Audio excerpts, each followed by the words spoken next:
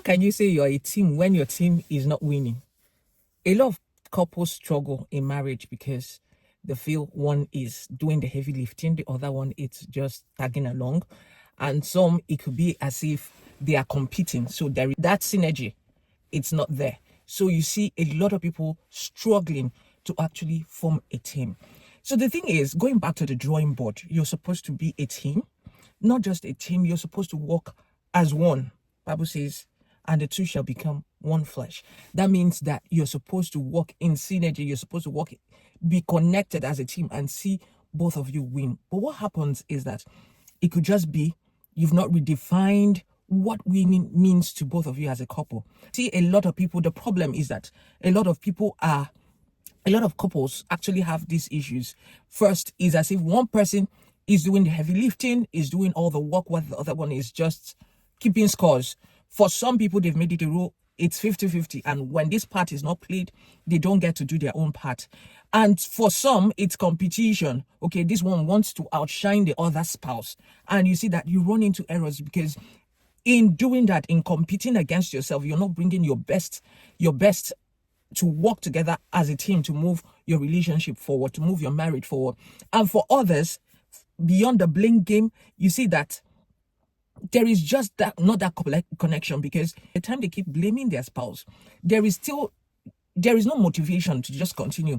So how do you solve this? How can you move yourself from just existing as a couple to actually forming a synergy and actually becoming a winning team? First, define what winning means to both of you as a couple. Okay, what are your goals? If winning means that you have to sit down, okay, have that conversation, what it means to both of you and how you can work in synergy to achieve your results. And you play in a team, okay, each one is positioned where their strengths are, okay.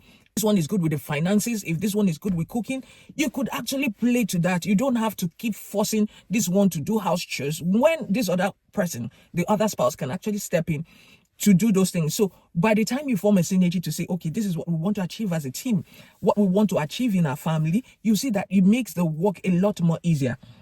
Then also sit back and tell yourself you're not keeping scores. You're going to work in synergy.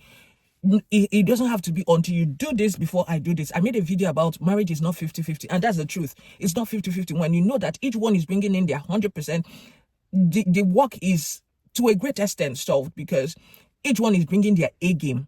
Each one is working to achieve your goals, your purposes, and that is how it's meant to be. You're not supposed to keep scores.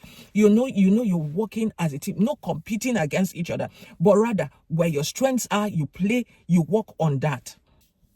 One other very good way to improve your connection and to improve your teamwork is to prioritize your union, prioritize your connection, prioritize making time for each other. For some, they think it's luxury, okay, to say, okay, let's plan dates.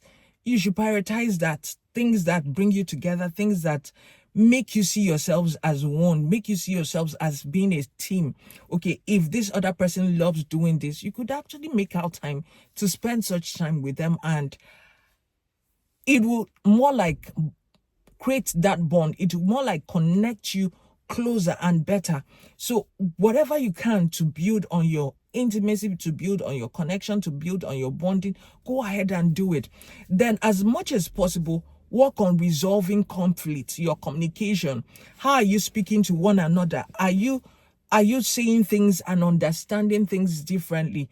If that is the case, that means that you need to work on it.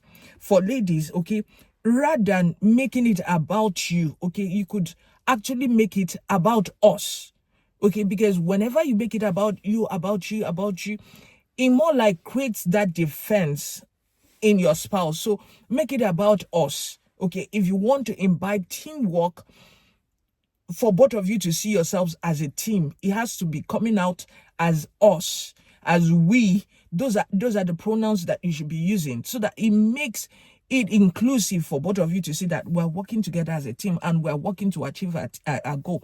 And rather than just saying, oh, you did this, you did that, how about you speaking with respect and saying, oh, I'm actually overwhelmed with this. I like it when you take the initiative, when you help out with such things. You see that your spouse may feel included, and willing to actually participate to do it without you even having to ask the next time, knowing that, okay, this is actually a challenge for you and you could do with my help. Okay, that is how you should work as a team. So work on you bonding, work on you creating time for one another and saying that we are working as a team. And the major thing is that you as a team, you as a formidable team, that you are winning, that you're working as a couple, not just outside. For some, they just want to be seen outside. Oh, they are a couple, they are this, but deep inside, they are just existing as roommates. And it should not be. But when you prioritize your relationship, work on your communication, work on what winning means to you as a team, what your goals are, how you can achieve them, how you can work towards them, then play to each other's strength. Okay, whoever has this strength, you actually work on prioritizing that and using that to your advantage. Okay, because if this person is good with finances and you allow them handle the finances, you see that it helps you see that we're working as a team. You are updated, the other person is updating this other person and saying, oh, this is what we are achieving, our goals, where are we on our goals, and do that regular check-ins. Because when you do the regular check-ins, it helps you know where you are at with your goals as a family, as a couple, where you are with your goals and how you can actually work on getting better at it, and that we build marriages that we are happier for it. Even with your parenting, have a formidable fund. For some children, it's confusing that they go to this parent and this one says a different thing. They come to this parent and he says a different thing. You should have a formidable front in front of your children, that when this one speaks something, this other person upholds it before the children. And it's a beautiful thing, even for children growing up, seeing their parents that they are a team. It creates this consciousness that marriage is a beautiful thing. And for them, they see it as something they should work on, that tomorrow when they have partners, when they have unions, they are working on building their intimacy, building their relationship, bringing out the best in their union. And I hope that helps.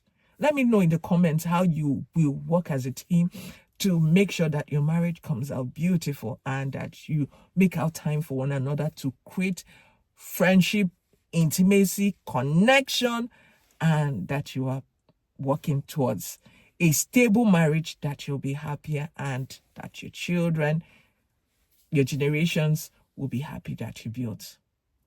Thank you for watching. God bless you.